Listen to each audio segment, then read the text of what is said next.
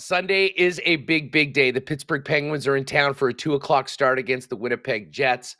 But the biggest reason to celebrate is the incredible career of Bryan Little, who will be signing a one-day contract to retire a Winnipeg Jet and be welcomed back to Winnipeg by so many fans that got a chance to watch him in the majority of his NHL career right here in the Peg. It's an absolute pleasure to welcome back to Winnipeg Sports Talk Bryan Little. Bryan, thanks so much for doing this. It is great to talk to you again. How are you? Oh, I'm great. Thanks for having me. Yeah, I'm looking Uh, forward to Sunday. It's going to be a special day for sure.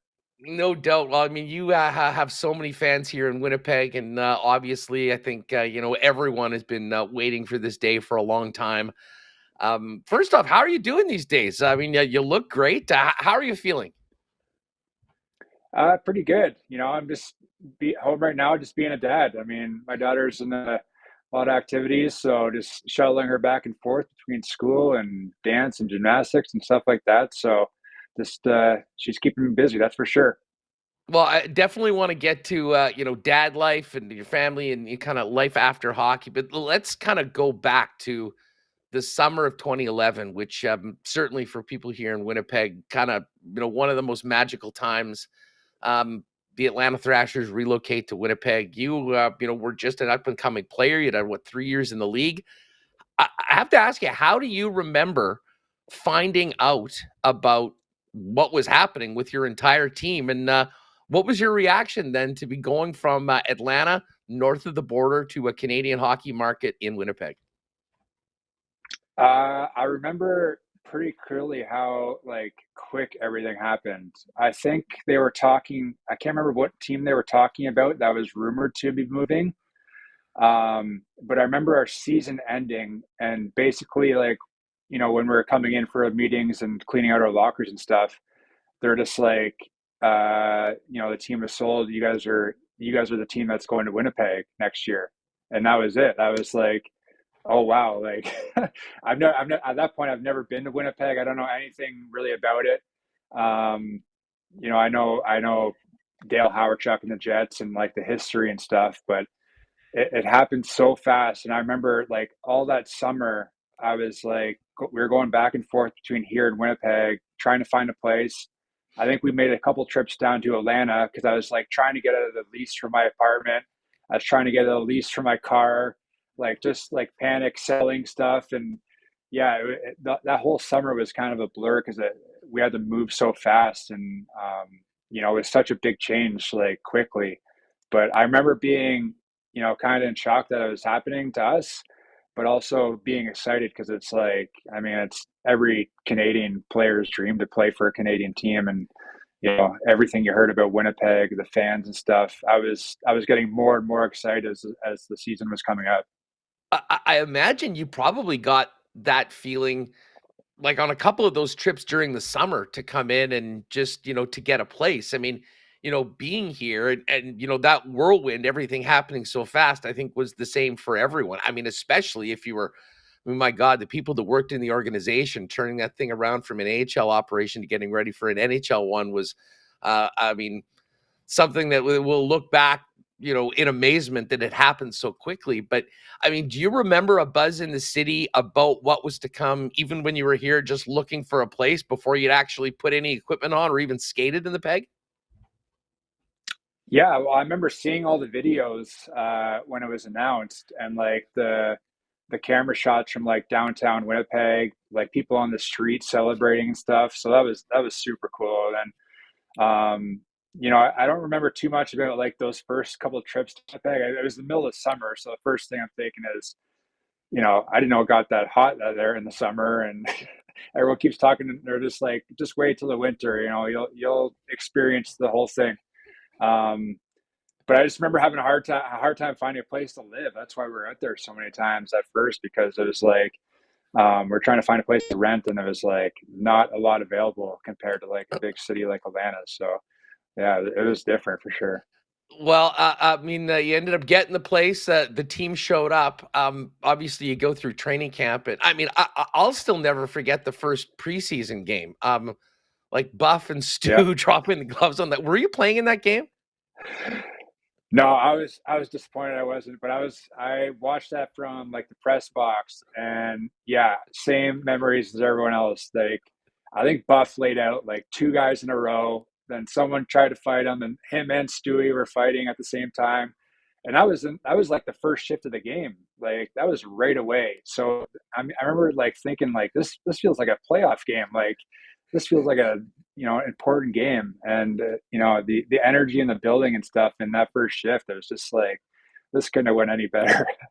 I'm not sure there will ever in hockey history be a more insane first exhibition game of the year than that one here in Winnipeg. And just the excitement, the 15 years of the team, it all sort of came back. And listen, that magic kind of continued throughout the year. I mean, when people ask you now about that first year with the Winnipeg Jets, I mean, how do you look back at the 2011 season with the return of the Jets and being front and center of the club on the ice, and certainly one of the biggest representatives of Winnipeg, both on the ice and in the community?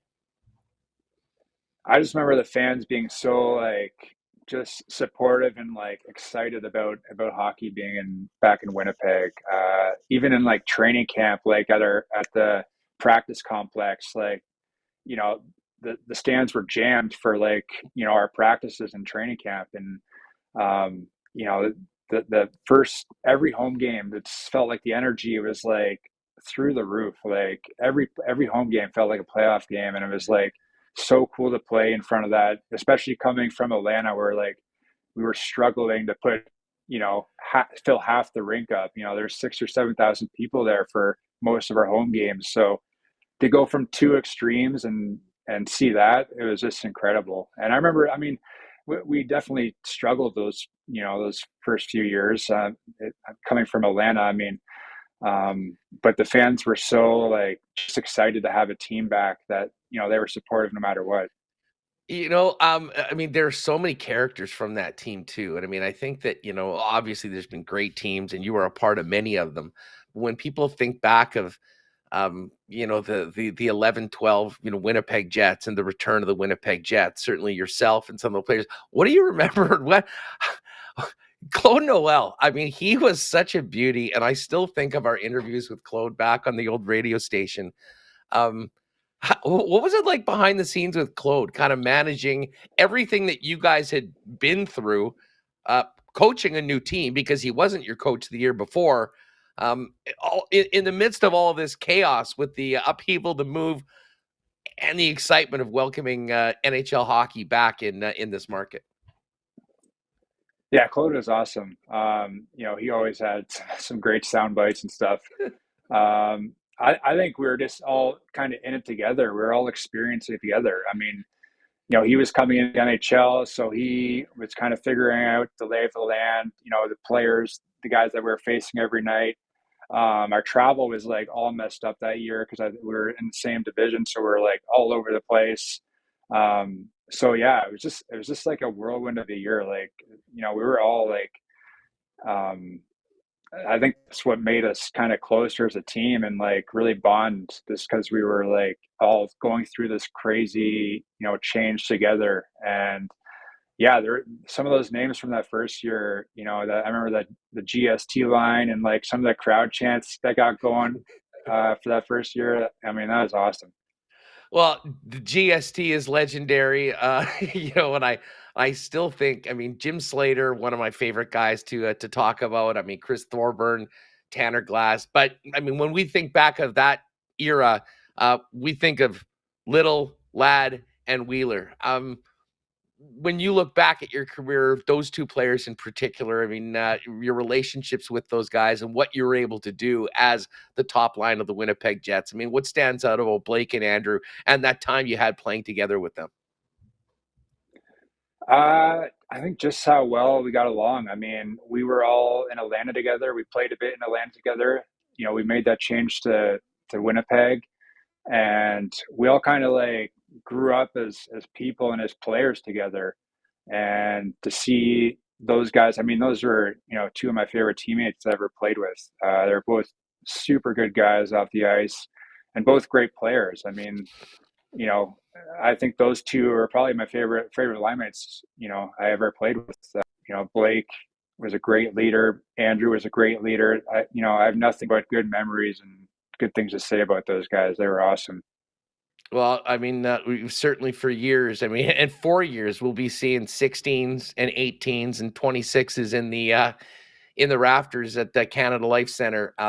Probably if you look at the entire history of the Winnipeg Jets, I don't think there's any doubt that those three, along with 33s, will be the highest selling Jets. Dustin Byfuglien, I mean, as a teammate, like Buff's sort of a legend in his own right, but what was your relationship with Buff like? As a teammate, and how much fun was it just to watch him play, even if you were on the bench, seeing him do what he was doing? Oh man, he was fun to watch and he was fun to be around off the ice. I think Buff is like such a lighthearted guy and like such a jokester. I mean, and he doesn't have an off switch with that. So it's like even during the game, even like on the bench in the dressing room before the game, and I'm kind of the opposite, and a lot of guys are the opposite. They come to the rink for the game. They're during the game. They got their game face on. They're serious and stuff. And then you got a guy like Buff there who knows that, and he tries to get a smile out of you like during the game or before a face off, and you're just like, that's Buff. That's what he does.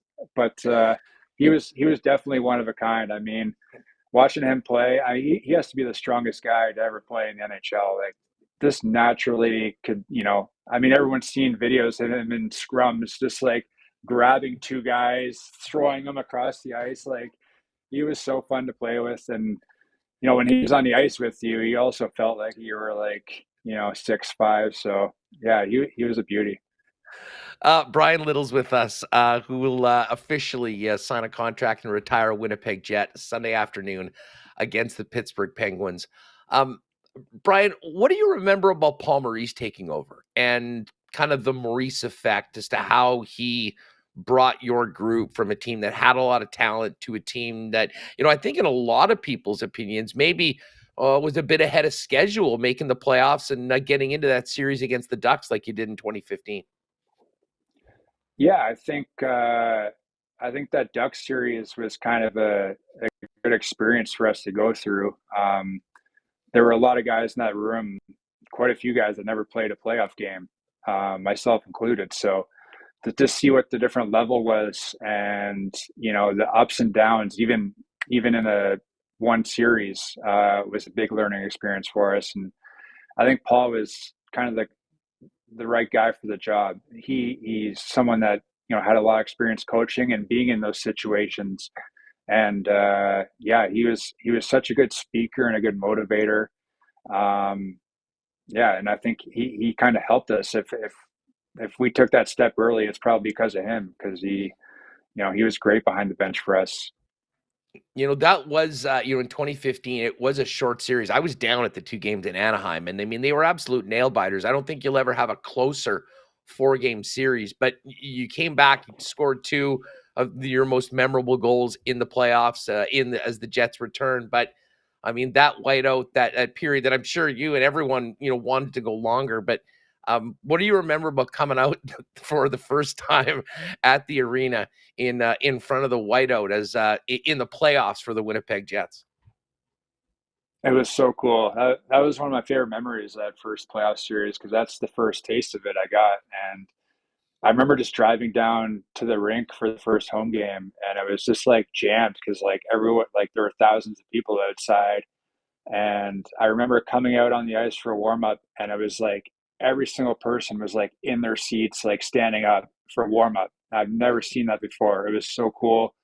And yeah, everyone was just like, all the guys were so pumped up because like the majority of us had never played in a playoff game before. So to come out to that atmosphere, like one of the best in hockey, probably the best playoff atmosphere in hockey, it was incredible. I mean, it was one of those times that you had to try and calm yourself down because you were like too fired up.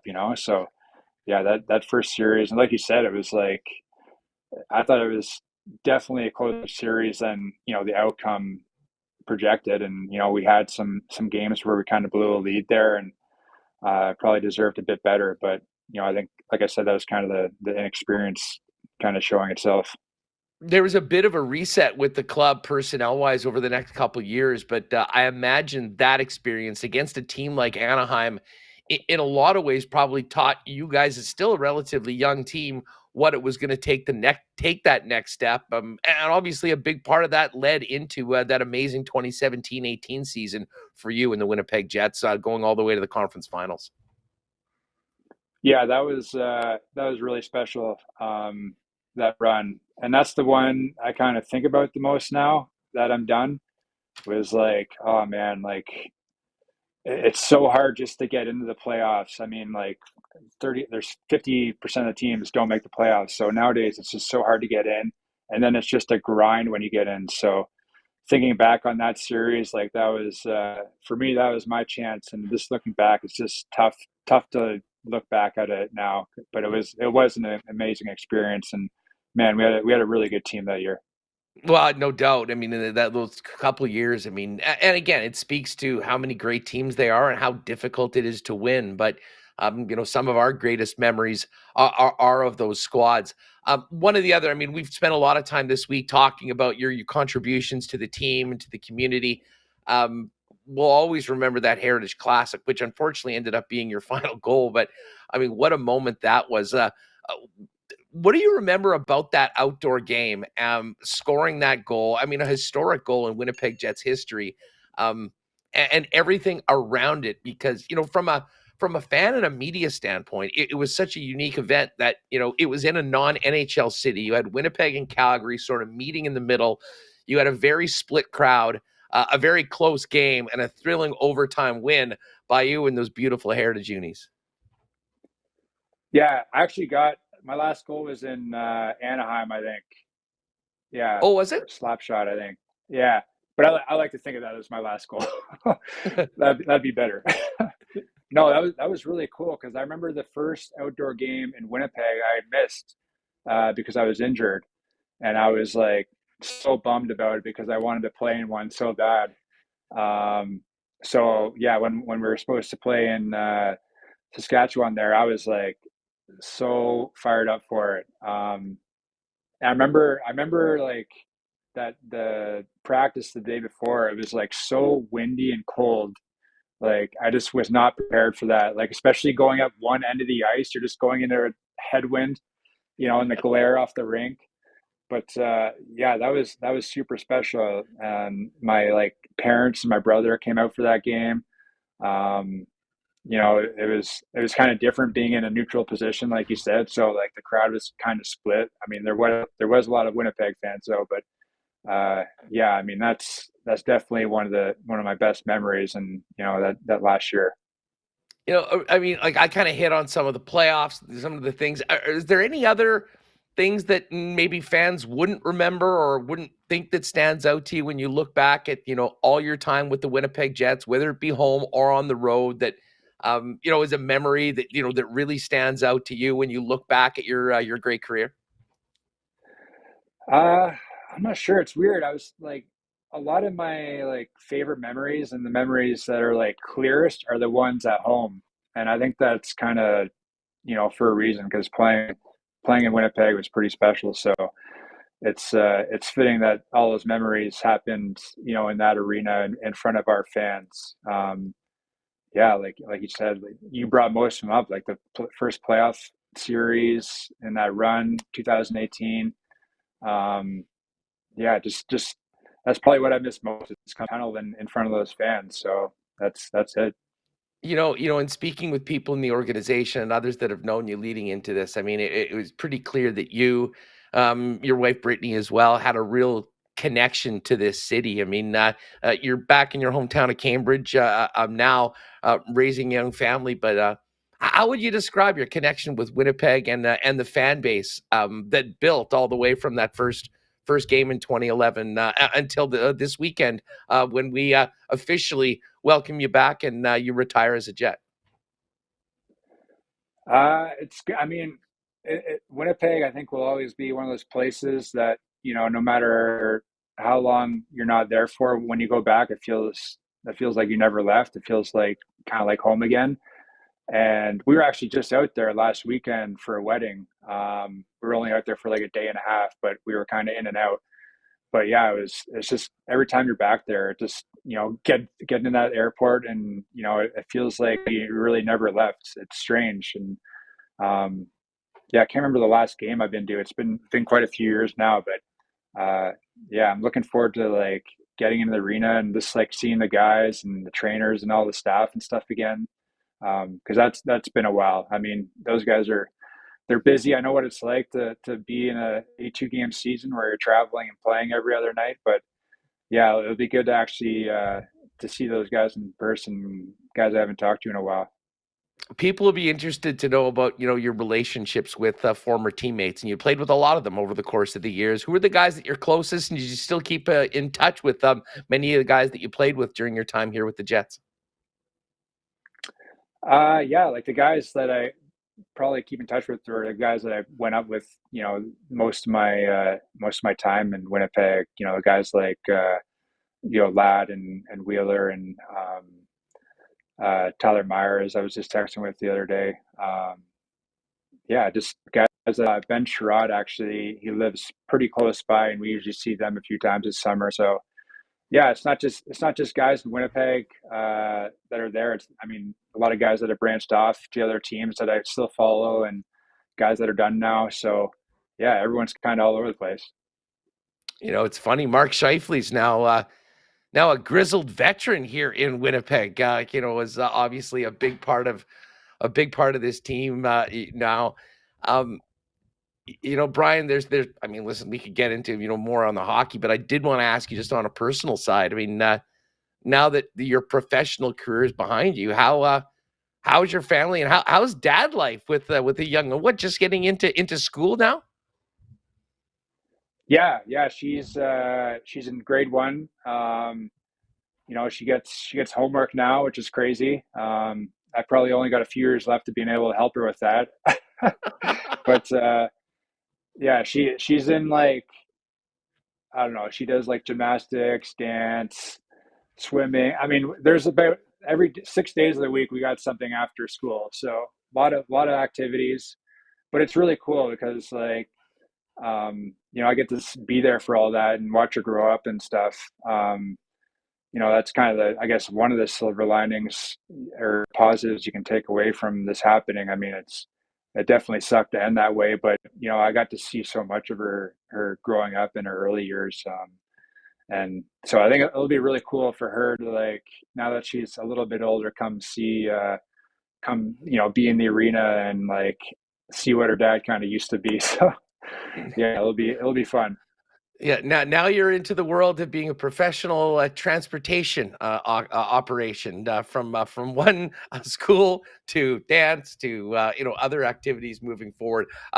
You haven't been just sitting around though. Tell us about what you're doing athletically. Triathlon. How did you get into this? Why do you love it? I mean, what does it replace maybe as a professional athlete all that long that gets you into one of honestly the most grueling and challenging feats of athleticism you could possibly even attempt?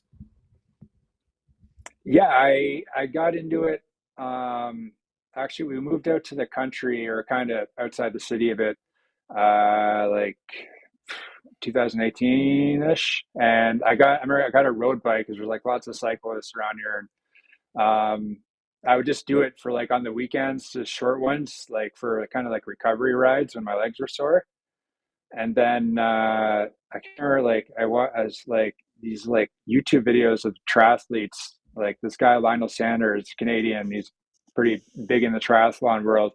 Um, had these crazy YouTube videos of himself training in his basement, and I was like, these guys are friggin' crazy. Like the amount of work they do, and just like usually like on their own behind the scenes, like the hours they put in.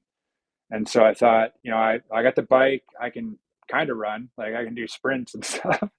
And so I thought I'd give it a try. And I actually did my first two sprint triathlons when I was still playing. Um, and I just did one at the end of the summer. So I was in really good shape for hockey, but it's definitely humbling, like when you're out there or like swimming and you're just getting passed by like 70-year-old women, like, and I remember I had to take like multiple breaks like just doggy paddling and stuff. And yeah, like it's a whole different like kind of physical shape to be in. Yeah, from I was like in great shape. I was strong. I could run 100 meters fast. But like the first race, there was a 5K, and I was like absolutely dying by the end of this thing. So I remember thinking like it's one of those things too that you're like, why am I doing this? Like I'm never gonna do this again. And then you finish and you're like, I can't wait to do that again. I can't wait to do more of that. Which is kind of crazy. But yeah, I remember thinking like when I was done playing hockey, like maybe I'll actually like train for one of these and see what I can do. So yeah, it came a bit earlier than I was hoping, but yeah, I've gotten really into it and kind of done longer and longer ones. Couple half Ironmans the last couple of years. So yeah, it's uh, kind of something to like strive for, to have goals for, and keeps me busy and keeps me in shape and stuff. Three really separate disciplines. I mean, running and biking. What about swimming? Is that more challenging than the others? I mean, you mentioned you're getting passed at the start. Is that something you have to work on a little bit more? Oh yeah, like it's swimming is so hard. It's definitely the hardest for me out of the three. That's kind of why I liked it too, because it wasn't just like running races or like doing bikes and stuff like that. It was kind of three different things. So I felt like I wouldn't get sick of one. I could just keep doing three things. But swimming is so hard, and it takes so long to get better at. It's kind of like it's a lot like golf. Like it's super technical, and it's not like something that you can work harder, like run more, bike more, and you get better. It's like you have to have like the right form and everything. And yeah, just it was really a struggle the first couple of years of doing that. But it's something now like I enjoy, and like I'm starting to slowly get better at it. So yeah, it's that's kind of why I enjoyed it. I think is because it's something I'm not very good at, and I'm kind of making goals to try and get better. Well, and it's so cool to hear that you're still competing and obviously doing something. I think most of us could only imagine even attempting. Never mind doing it regularly and coming back for more. Brian, one more just about kind of post hockey. Hockey has been such a big part of your life. Moving forward, your family's growing up. I mean, have you thought more about what is next for you, and specifically about potentially being back involved in hockey in some way? Yeah, it's something I've thought about. Um, but honestly, I haven't kind of been like in a rush for it. I've just been kind of enjoying, you know, being around my family and my daughter, and doing hobbies that I haven't really got to do before. Um, so yeah, I think maybe eventually I want to get back into it, but like I said, I'm not really in a rush. Like I'm kind of enjoying being like a fan of it and following the team, and just watching it on TV and stuff. So yeah, like I told someone the other day, they asked me like, oh, how much he's skating, like he plays shinny and stuff, and I think I've had my gear on once in the last like 4 years since I stopped playing. Like I've been on skates for like holiday skates and family skates like that, but like playing like shinny or something, like I've only had my equipment on once. Like so, it's something like I miss the games, and I miss that part, but I don't miss like I'm not itching to get out and just go play pickup with buddies. Well, I can tell you if you ever thought of getting in, whether it be the coaching, management, scouting, player development, I have a feeling the team right here would love to bring you back in the fold. But bringing you back in the fold is what Sunday is all about. What's it going to be like? Are you going to show up in the morning? You sign the contract? Do they make you do the beep test? You got to do any workouts for them or anything like that? I hope not. Oh my god. I don't even know what kind of fitness testing they do nowadays. Probably something crazy. I remember doing the beep test. We used to do it on ice in training camp. And that was a miserable day when you did, 3 hours of physicals and media obligations, and you had to do the beep test on the ice. So no, but it's going to be really special, and it's going to be something that yeah, I can kind of share with my family and my daughter, and something that we'll always kind of remember. But um, I'm so thankful to the organization for doing something like this. I mean, they absolutely didn't have to, but it just shows you, what good people they are and what kind of organization this is they're it's like a big family. They treat each other so well. Listen, I think it's the biggest no-brainer of all time. I mean, the city, the organization, the fans of Winnipeg want to welcome you back and, congratulate you and thank you for everything that you did for this team and the city while you were here. And of course, wish you the best going forward. Bryan, it has been an absolute pleasure to have you on. And from a personal level, it's been an absolute pleasure having you here in our city, playing for our team all these years. And can't wait to see you on Sunday afternoon to welcome you back before the Jets take on the Penguins and finish it off the right way with a one-day contract as a Jet forever. Thanks so much for doing this, Bryan. All the best, and we'll see you on the weekend. Thank you so much. I appreciate it.